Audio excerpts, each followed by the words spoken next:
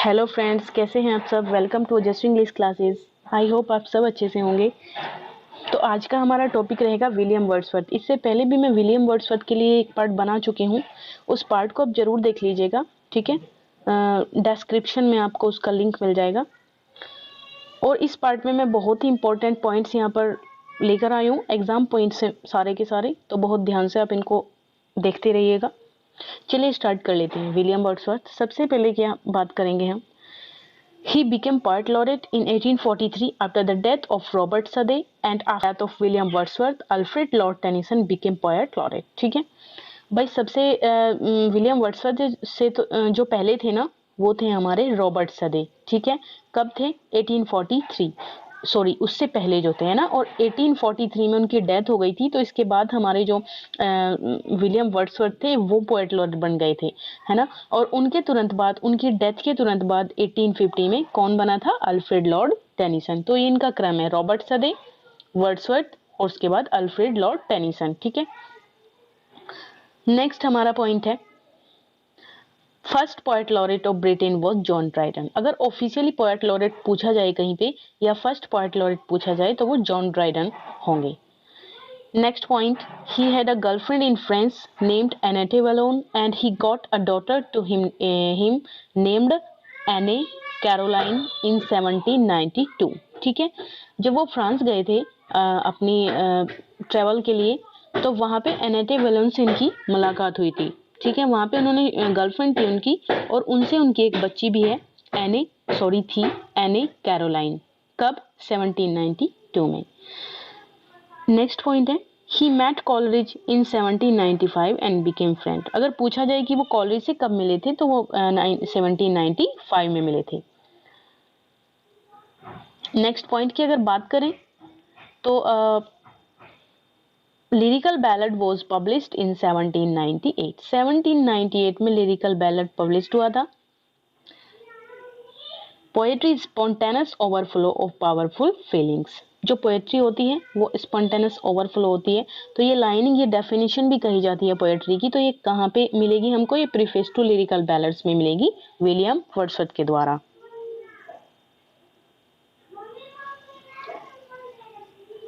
Next है हमारा, total poems in lady Lyrical Ballads was 23, in which 4 poems by S T Coleridge and 19 poem by Wordsworth.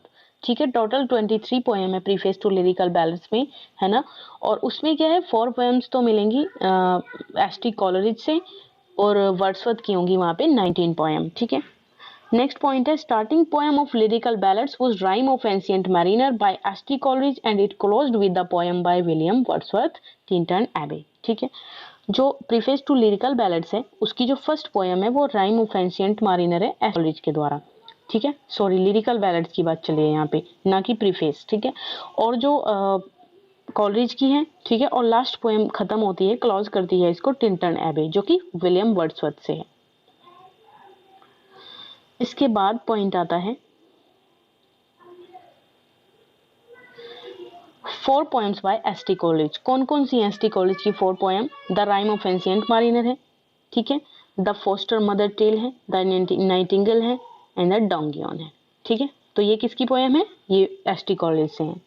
इसके बाद है point है, William Wordsworth, S T Coleridge and Robert Southey are called the Lake Poets. इनको Lake Poets भी कहा जाता है। तो अगर क्वेश्चन आए कि लेक पोएट्स किसे कहते हैं हम, तो वर्ड्सवर्थ हैं, कोलरिज हैं एंड रॉबर्ट सदे हैं। After that De Quincey called him. De Quincey ने उनको क्या कहा है? The high priest of nature कहा है। फ्रेंड्स, ये बहुत ही इंपॉर्टेंट लाइन है, हर बार ये एग्जाम्स में आती है, तो आपको बहुत ध्यान से इन्हें देखना है। अब हम बात करते हैं बेस्ट कंपोजिशंस की। ठीक है, बेस्ट कंपोजिशंस कौन कौन सी हैं विलियम वर्ड्सवर्थ की? Odd on the intimations of immortality, और टू ड्यूटी, टिंटन एबे, my heart leaps up, the Kuku, Michael, the world is too much with अस। ठीक है, इसके बाद आती है जो the world is too much है ना, वो हमारी सोनेट है। ठीक है, इसके बाद लंदन आती है, ये भी हमारी सोनेट है। टू मिल्टन 1802 में, ये भी सोनेट है। और स्कोन नॉट द सोनेट, ये भी सोनेट है। ठीक है, next point, Milton thou soul shouldst be living at this hour, ये लाइन कहाँ से ली गई है? ये मिल्टन के लिए बोली है लंदन में। किसने बोली है? विलियम वर्ड्सवर्थ ने मिल्टन के लिए बोली है, क्योंकि मिल्टन को वो बहुत पसंद करते थे और मिल्टन उनके आइडल थे फ्रेंड्स। नेक्स्ट पॉइंट है there soul was a like a star dwelt apart, ठीक है, ये भी मिल्टन के लिए बोला है उन्होंने।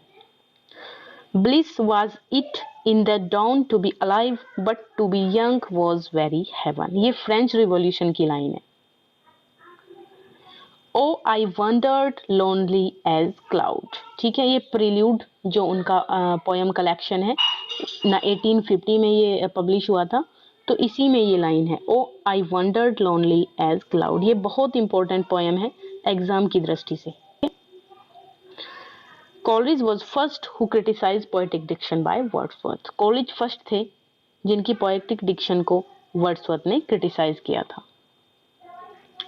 The sea the bares her bosom to the moon, ये लाइन कहाँ से है? The world is too much with us, उनकी एक पोयम है, सोनेट है, इसी से ये लाइन ली गई है। नेक्स्ट 10,000 आई सा एट अ ग्लांस, ये भी बहुत इंपॉर्टेंट लाइन है फ्रेंड्स। ये कहाँ से है? डेफोडिल्स से है। इसके बाद आता है prelude is called also the growth of poets mind, prelude को क्या कहते हैं? प्रील्यूड को ग्रोथ ऑफ पोएट्स माइंड्स भी कहते हैं।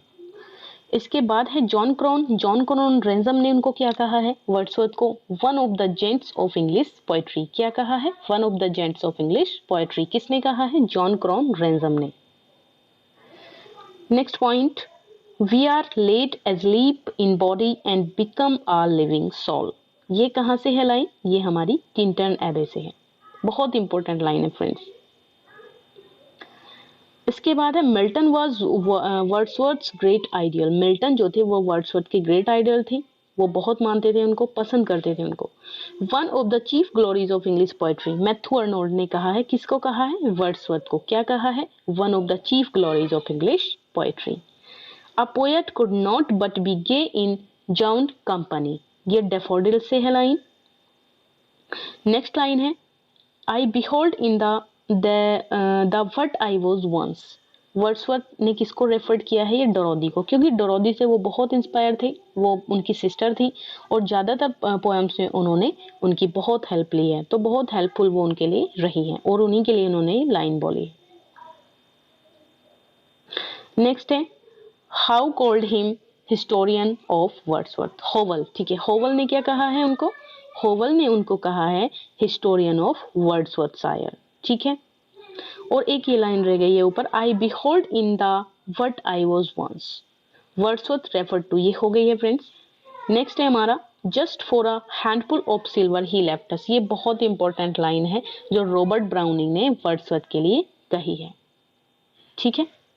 तो फ्रेंड्स यहाँ तक का आज का हमारा ये वीडियो था, आपको अच्छा लगा होगा। अगर आपको अच्छा लगा है तो आप लास्ट पार्ट भी देखिए, इसको शेयर कीजिए ज़्यादा से ज़्यादा, चैनल को सब्सक्राइब कीजिए, क्योंकि मैं पूरा का पूरा सिलेबस आपके साथ डिस्कस करूँगी टीजीटी पीजीटी का लिटरेचर को लेकर, है ना।